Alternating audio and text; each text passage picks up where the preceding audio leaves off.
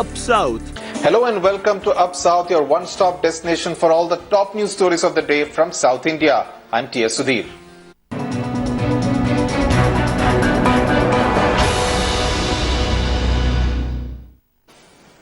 Our top story this evening is on the murder of a 41-year-old software engineer in Sydney on Saturday night, and that has sent shockwaves through the country, especially because of the circumstances in which she was stabbed and killed late on Saturday night when she was returning home after work in Sydney. In fact, the Sydney police has released the CCTV footage, which you can see on your screen, that shows Prabha talking on the phone while making her way back home after work a little after 9 p.m. on Saturday. In fact, she was talking to her husband Arun Kumar in Bengaluru when her husband heard her saying that a suspicious-looking man was following her. Seconds later, he heard her blood-curdling scream, pleading with the attacker to spare her and take all her belongings. Her last words were, "I have been stabbed, darling." Mobile phone was stolen and rest of the belongings in her handbag are intact. Prabha Kumar was working as a senior technical analyst with Mindtree. She was sent to Australia on a 3-year contract in 2012 and it was to end in the first week of next month.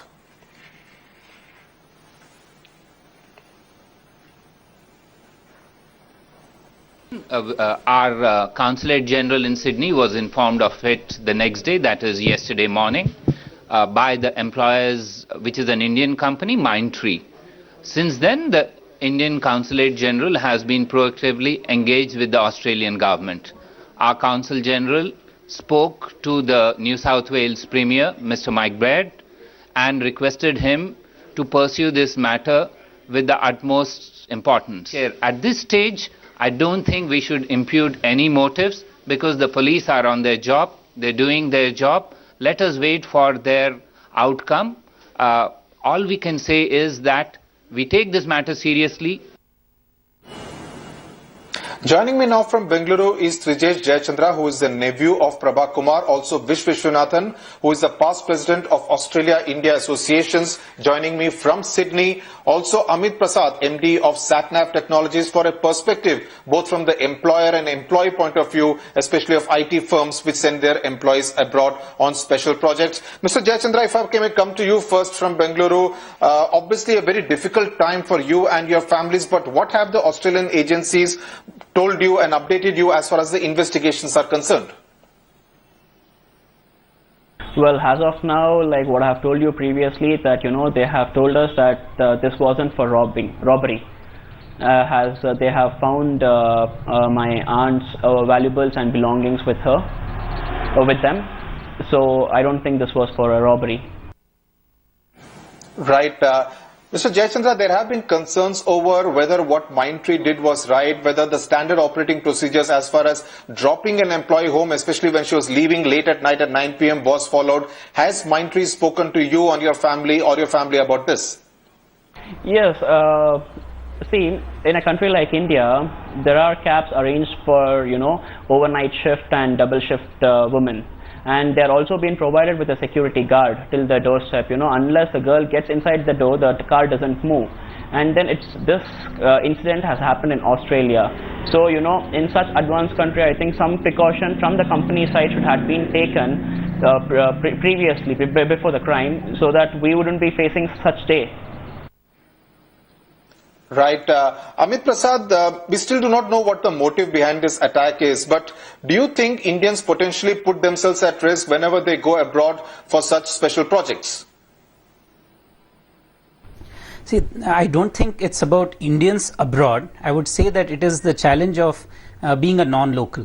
So, for example, even when we see Northeast people coming to Delhi or a Tamilian being attacked in Bangalore, those are also typical cases. So when the same thing extrapolates to a person going to Sri Lanka, where a Tamilian is feeling more at risk there, or when a person goes to US or Australia, the bigger issue I would say is more with regard to being a non-local, and as a non-local, what is the precaution that you need to take. Second point I would make there is that as a non-local, it could also be an issue about the outsourcing backlash, because in my opinion I've seen a lot of cases where there is visible backlash against the fact that we are taking work into our country from a range of different locations worldwide. So it could be either of the two, a non-local phenomena, or it could be this one. Right. Amit Prasad, you mentioned about the threat because of outsourcing. You have also been the victim of similar threats when you were in the US, right? That's right. Almost 17, 18 years ago, when my company posted me in a US location in a remote town, and it was a Fortune 10 client, a very large organization, and we were taking a lot of the work from there to India. And we were specifically given guidelines. The company was very careful to analyze the sensitivity of the matter. The two top leadership teams sat together and said that, okay, these are the things you should do, should not do. These are the places you should not go. And by the way, be sensitive about some of the things that you talk, because it may not be advisable to do these things. And in spite of all the best there were two instances that I distinctly recall. One day leaving late in the evening, and it gets dark in some cities. It gets dark pretty early. So even if you're leaving at 5, 6 p.m., it was dark, and there was a factory worker who gave a remark and just walked away. On another day at 9 p.m. in the night, the local janitor was there near my house, and he was talking about the fact that we were taking away jobs and you cannot do this to my country. So these are reality things that we face, and these are things we have to be careful about. Right. Mr. Vishwanathan, there are nearly 4.5 lakh Indians who live in Australia. Has this incident which took place on Saturday shaken the Indian community up? We are very deeply shocked. In fact, yesterday on Saturday, it was the International Women's Day. The community celebrated in, with big events. And then on the same night, this happened. And that is why the community has been shocked. And especially Parameter has got a lot of Indian community, and we're all celebrated the holy function there on that day. So it was terribly shocking. Right. Mr. Vishwanathan, you have also been following the police investigation. If you can tell our Indian viewers, what have the police been telling you? What are the kind of leads that they are following? We are fully satisfied with the investigations, what is going on. The New South Wales police is doing an extremely good job. They are keeping the community informed, and they have made it very clear that it is not, at this stage, it does not appearing to be a racial attack, but they are investigating further as to how this has happened. Right. Amit Prasad, do you think in this particular case the company should have also shown some concern, given the fact that their employee was going home late at night at 9 p.m. and even taking a route which was not seen as potentially safe? So in that case, do you think the responsibility was also on the company to ensure the safety of the employee? Actually, this is actually so unfortunate. When we discussed about this, and when I went online and checked the information, that park seems to be such a dangerous spot. Even local residents are saying they would not go in that direction. So maybe the guideline was not given properly, or somebody did not advise that, hey, you just cannot take this. And that too on a Saturday night at 9:30 p.m. going through that park seemed to be something that many people would not have done. So it's really unfortunate from that perspective. From a company perspective, what is possible is that the reporting manager would know that this person is doing double shift. The reporting manager would know that this person is going home at X hours after that. So they may not know what time the person is reaching home, but they definitely know what time the person is leaving the client location. So is there a way to keep track of that? And the moment it goes in odd hours, can something be done there? I think that's a big question that should be put out, and somebody should be told to find a solution for that. Right. Mr. Vishwanathan, my last question to you. This is a point that has been raised even by Mr. Jayachandra, who is Prabha Kumar's nephew. Do you think that if transportation was provided, his aunt would have been alive today? Well, I'm not able to comment on a specific company, but I would like to recommend that all IT companies may need to consider additional safety precautions for anybody working long hours, and ensure, especially the women employees are reaching safe. They may have to consider additional steps. But having said that, Australia is a safe country, and more than 400,000 people of Indian origin are living here. And in New South Wales, more than 200,000 people are living.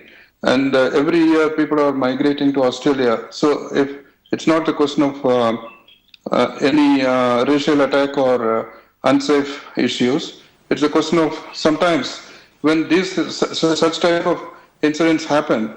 It's a question of wrong time and the wrong place. And so, but the police is doing extremely good job. We are in close touch with the New South Wales Premier's office, Indian Consulate, and the New South Wales Police, and we want to assure the community in India that the Australian Indian community is very much, supporting on this issue, and then we are all on the same page. Right, Mr. Vishwanathan, Mr. Amit Prasad and Mr. Jayachandra, thanks a lot for joining us with that perspective. We will continue to track this story very closely. A tragic incident of a techie from Bengaluru taking place there in Sydney.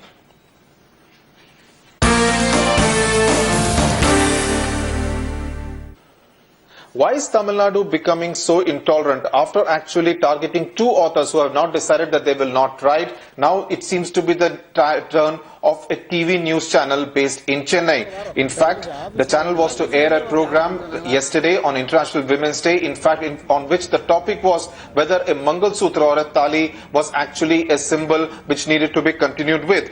We are told that on Saturday, Hindu Maktal Kachi protested outside the channel's office, and the BJP has also raised objections, saying that the program was not needed. The program was not aired on Sunday, but despite that, another fringe group marched to the channel office and a cameraman was reportedly injured. This is what the BJP and the DMK had to say.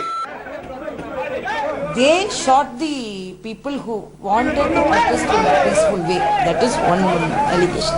Another allegation is that they wanted to protest very peacefully because they came to shoot them and the camera got broken and all these things.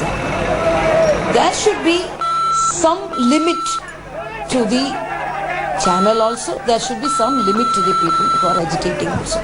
They should not cross the limit. That is my opinion. Attack on the media or the press by the Hindutva forces has increased after BJP has coming to power. So it is with the BJP, the government, to control all these activities. Every person has their right to express their views, and nobody can stop them from expressing their views. The discussion was about whether the thali is important for women or not. That is a common discussion. If they want, they could have come to the studios and say that yes, thali is very important. But they cannot attack the media for telecasting that program. That is bad, that is condemnable. Joining me now for a perspective from Chennai is political analyst Jnani Shankaran. Mr. Shankaran, first two authors who were targeted and now this TV channel which has come in the line of fire. Why is freedom of expression under attack in Tamil Nadu?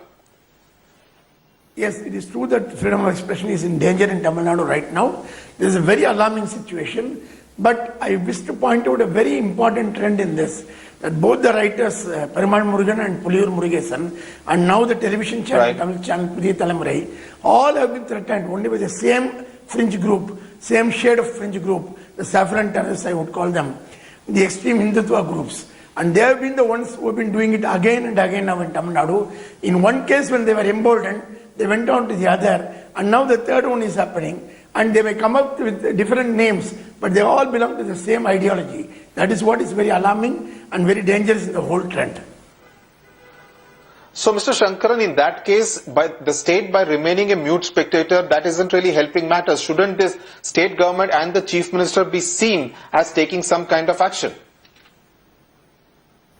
The state government has been, I would rather say, very complicit in the entire affair, right from Perumal Murugan issue. In fact, the local authorities went out of their way to negotiate with a group which has no legal standing and made Perumal Murugan sign an agreement. There the state government went beyond its limits. And again they refused to give police protection to Perumal Murugan. In Puliyur Murugesan case also, they refused to file a case right at the first instance. And now in this case also, police were the onlookers and watching the whole thing. Which means one thinks that the police is complicit and they are hand in glove with these saffron groups. Maybe ADMK government is going soft with BJP and Hindutva groups, and this has to stop. Right, Mr. Jnani Shankaran, thanks a lot for joining us there from Chennai on this story developing in Tamil Nadu.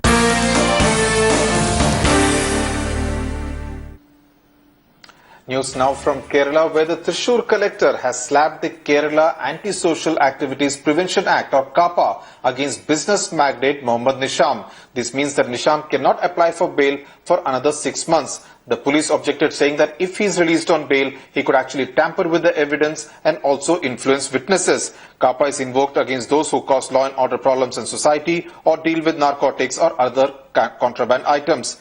Nisham had rammed his Hummer vehicle on its security guard Chandra Bose on the 29th of January, who delayed in opening the gates of his apartment in Thrissur, leading to the guard's death after 20 days. Joining me now is Rohini Swami, who has been tracking that story very closely. Rohini, this particular story is a cocktail of crime and politics. Now, the slapping of CAPA against Mohammad Nisham, does it indicate that the UDF government has kind of distance itself from the problems that Mohammad Nisham could actually incur for them, especially that elections are just a year away in Kerala? Yes, one thing that is also to be noted is that Mohammad Nisham is an extremely influential man. He's supposed to have contacts in very highly placed political contacts. And now what we have been told is that, yes, the UDF has taken this step because they need to put their foot down. They need to send a signal, especially to their voters, saying, yes, we have taken up this case in war footing and we have brought justice. Now, the point is that the fact that Mohammad Nisham had applied for bail twice before, the Thrissur court had dismissed it, saying he can influence the witnesses, he can also go into hiding. But also he's been known to be very close to a lot of senior Congress leaders. But that, keeping that proximity away, what they have, the UDF is trying to portray right now is that they're trying to say, yes, here is the case, and even the Home Minister of Kerala said, we will give him the strictest of punishment. So they're trying to make a point here with elections around the corner. Right. This is one story which has got all of Kerala riveted. We'll continue to track it very closely. Rohini Swami, thanks a lot for joining us. Now, badminton star Saina Nehwal lost in the finals of the All England Championships yesterday evening to Carolina Marin of Spain. She is a disappointed person and she returned to Hyderabad this evening, saying that she probably lost her concentration and got a bit nervous in the second and the third game of that final encounter at the All England Championships in Birmingham. It happens, sometimes you never know what's going on because it's such a big match, so it just goes away so quickly that you don't have time to even think what's happening there. Maybe I was not that, I just got a little hurried up at last, I think. I just played too fast, didn't really think over those few crucial points where she got that lead. But yeah, I think next time, it's a learning experience. That's it then on Up South this Monday evening. News and updates will continue on Headlines Today.